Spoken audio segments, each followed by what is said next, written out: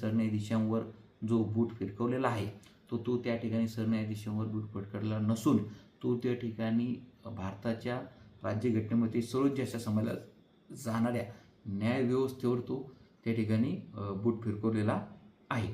आणि बलाढ्य शक्ती आणि सामान्य लोकांमध्ये जर एकमेव संरक्षणाची भिंत म्हणून आज जर भारतामध्ये जर कोण कार्य करत असेल तर ती आपली न्यायव्यवस्था ही कार्य करत असते. नाहीतर ह्या बलाढ्य शक्तीमध्ये, त्या बलाढ्य शक्तीमध्ये आपल्याला उदाहरण द्यायचं असेल तर राजकारणी असतील, सर्वच पक्षातील राजकारणी असतील, त्या ठिकाणी बिझनेसमन असतील, त्या ठिकाणी गँगस्टर असतील आणि अशा जे बलाढ्य शक्ती की ज्यांच्याबरोबर सर्वसामान्य व्यक्ती प्रतिकार करू शकत नाही, तर त्या सर्वसामान्य व्यक्तींचं संरक्षण करण्याचं महत्त्वाचं कार्य या ठिकाणी आपली भारतीय न्यायव्यवस्था करत असते. तर अशा या भारतीय न्यायव्यवस्थेच्या सरन्यायाधीशावर बोट फिरकावून आपण त्या न्यायव्यवस्थेचा अपमान करत आहोत.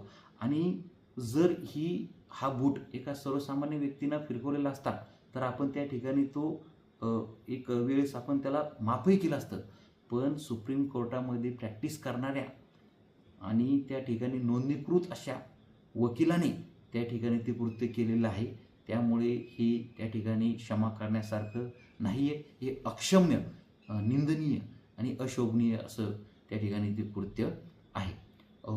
ज्यावेळेस ज्या माननीय इंदिरा गांधींचा आपण सर्वात सक्षम म्हणून, पंतप्रधान म्हणून आपण त्यांचा उल्लेख करतो, त्याच इंदिरा गांधींनी ज्या वेळेस पूर्ण भारताला वेठीस धरलं होतं आणि त्या हुकुमशहा बनून पाहत होत्या आणि हुकुमशहा बनून पाहत असताना त्यांनी पूर्ण भारतावर इमर्जन्सी लागू केली होती, त्यावेळेससुद्धा आपल्याला त्या हुकुमशाहीतून आणि त्या इमर्जन्सीतून बाहेर काढण्याचं काम ह्या न्यायव्यवस्थेने केलेलं आहे.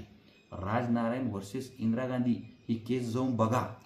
त्यावेळेस आपल्या न्यायव्यवस्थेने एक स्ट्रॉंग असा स्टँड घेतला होता आणि इंदिरा गांधीजींची जी काही निवडणूक आहे ही कशी अवैध आहे आणि ही कशी चुकीची आहे त्या ठिकाणी त्यांच्या विरोधात निकाल देऊन त्यांनी त्या ठिकाणी आपलं महत्त्व त्या ठिकाणी सिद्ध